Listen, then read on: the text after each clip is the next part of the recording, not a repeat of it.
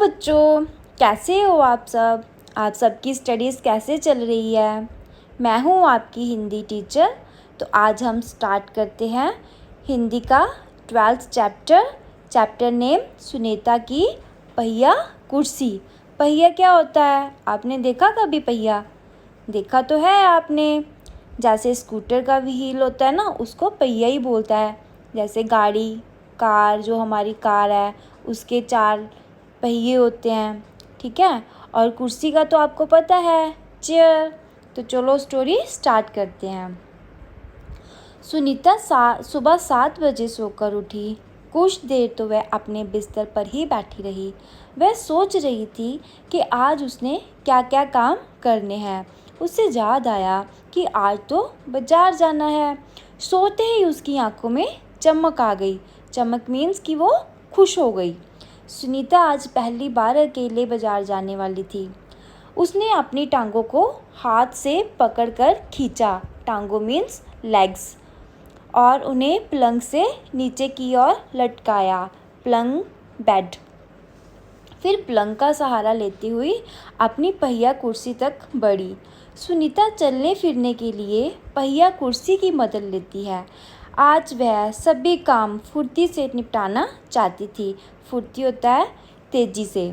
हालांकि कपड़े बदलना, जूते पहनना आदि उसके लिए कठिन काम है, पर अपने रोजाना के काम करने के लिए उसने स्वयं ही कई तरीके ढूंढ निकाले हैं। स्वयं होता है खुद से।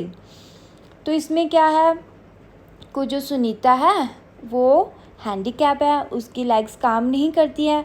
तो वो कैसे चलती फिरती है? चलने फिरने के लिए वो पहिया कुर्सी की हेल्प लेती है, जिसको हम इंग्लिश में व्हील चेयर बोलते हैं।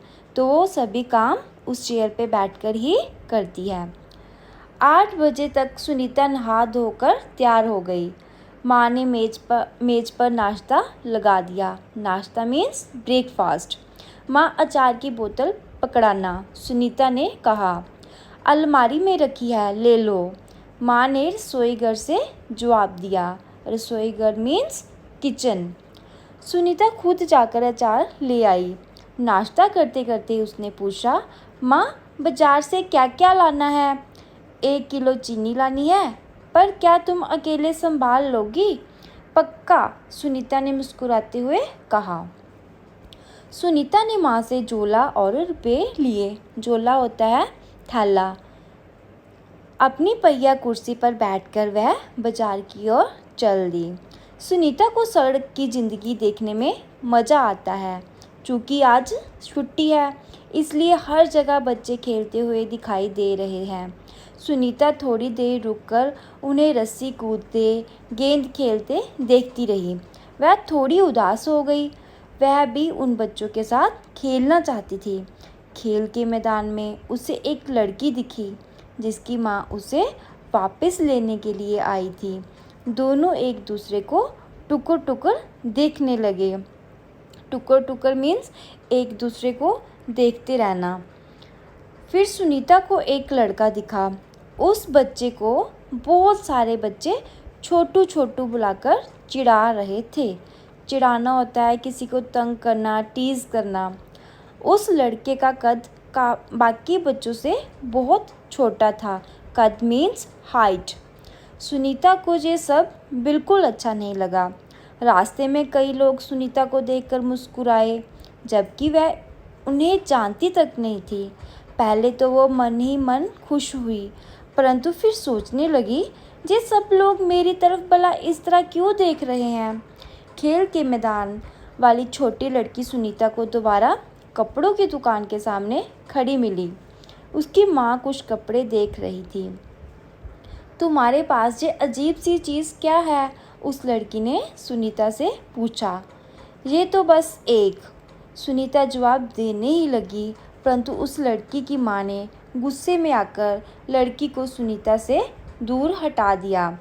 इस तरह का सवाल नहीं पूछना चाहिए फरीदा, अच्छा नहीं लगता, माँ ने कहा। मैं दूसरे बच्चों से अलग नहीं हूँ, सुनीता ने दुखी होकर कहा। उसे फरीदा की माँ का व्यवहार समझ में नहीं आया। अंत में सुनीता बाजार पहुँच गई।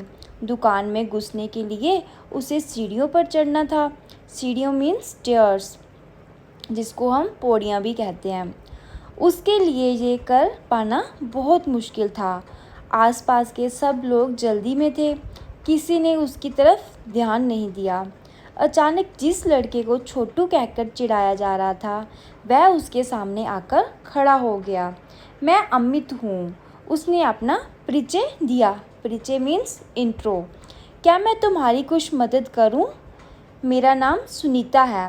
सुनीता ने राहत की सांस ली और मुस्कुराकर बोली, पीछे के पैडल को पैर से ज़रा दबाओगे? हाँ हाँ ज़रूर, कहते हुए अमित ने पहिया कुर्सी को टेढ़ा करके उसके आगे पहियों को पहली सीढ़ी पर रखा। फिर उसने पिछले पहिए को भी ऊपर चढ़ाया। सुनीता ने अमित को धन्यवाद दिया और कहा, अब मैं दुकान तक खुद पहुंच सकती हूँ। धन्यवाद मीन्स थैंक्स। दुकान में पहुंचकर सुनीता ने 1 किलो चीनी मांगी। दुकानदार उसे देखकर मुस्कुराया। चीनी की थैली पकड़ने के लिए उसने हाथ आगे बढ़ाया ही था कि दुकानदार ने थैली उसकी गोदी में रख दी। सुनीता ने गुस्से से कहा, मैं भी दूसरों की तरह खुद अपने आप सामान ले सकती हूँ। उसे दुकानदार का व्यवहार बिल्कुल अच्छा नहीं लगा। व्यवहार मीन्स बिहेवियर। चीनी लेकर सुनीता और अमित बाहर निकले। लोग मेरे साथ ऐसा व्यवहार करते हैं जैसे कि मैं कोई अजीबोगरीब लड़की हूँ, सुनीता ने कहा। अजीबोगरीब मत मीन्स स्ट्रेंज। शायद तुम्हारी पहिया कुर्सी के कारण ही वे ऐसा व्यवहार करते हैं, अमित ने कहा। पर इस कुर्सी में भला ऐसी क्या खास बात है? मैं तो बचपन से ही इस पर बैठकर इसे चलाती हूँ, सुनीता ने कहा। अमित ने पूछा, पर तुम इस पर क्यों बैठती हो? मैं पैरों से चल ही नहीं सकती। इस पहिया कुर्सी के पहियों को घुमाकर ही मैं चल फिर पाती हूँ। लेकिन फिर भी मैं दूसरे बच्चों से अलग नहीं हूँ। मैं वे सारे काम कर सकती हूँ जो दूसरे बच्चे कर सकते हैं, सुनीता ने कहा। अमित ने अपना सिर ना में हिलाया और कहा, मैं भी वे सारे काम कर सकता हूँ जो दूसरे बच्चे कर सकते हैं, पर मैं भी दूसरे बच्चों से अलग हूँ। इसी तरह तुम भी अलग हो। सुनीता ने कहा, नहीं, हम दोनों दूसरे बच्चों जैसे ही हैं। अमित ने दोबारा अपना सिर ना में हिलाया और कहा, देखो, तुम पहिया कुर्सी पर बैठकर चलाती हो, मेरा कद बहुत छोटा है। हम दोनों ही बाकी लोगों से कुछ अलग हैं। सुनीता कुछ सोचने लगी। उसने अपनी पहिया कुर्सी आगे की ओर खिसकाई। अमित भी उसके साथ साथ चलने लगा।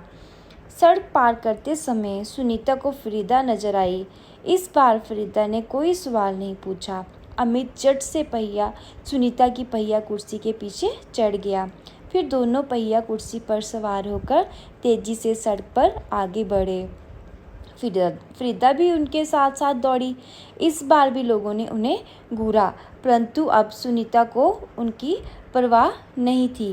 तो बच्चों, हमने देखा कि सुनीता की लेग्स काम नहीं करती थी तो वो पहिया कुर्सी चलाती थी। तो बच्चों, हम जब भी बाज़ार जाते हैं, जब भी हम कहीं घूमने जाते हैं, तो हम भी देखते हैं कि कुछ लोग ऐसे होते हैं जो हमें दिखने में स्ट्रेंज लगते हैं, लेकिन वो ऐसे होते नहीं, वो भी हम जैसे ही होते हैं। तो इसलिए कभी भी उनको देखकर मुस्कुराना नहीं चाहिए, कभी भी उनको देखकर ये फील नहीं करना चाहिए कि वो हमसे कम है, जहाँ उनका कभी भी मजाक नहीं बनाना चाहिए। हमें उनके साथ कोऑपरेट करना चाहिए ताकि उन्हें खुशी मिले। ये सृष्टि जो भी हम सबको तो भगवान ने ही बनाया है, तो भगवान की कोई भी बनाई हुई चीज़ ऐसे बुरी नहीं हो सकती कि जिस पर हम हंसें। तो आपको मेरी स्टोरी अच्छी लगी होगी तो प्लीज़ आप मेरा चैनल को सब्सक्राइब कीजिए और मेरी स्टोरी को लाइक और शेयर कीजिए। Thank you.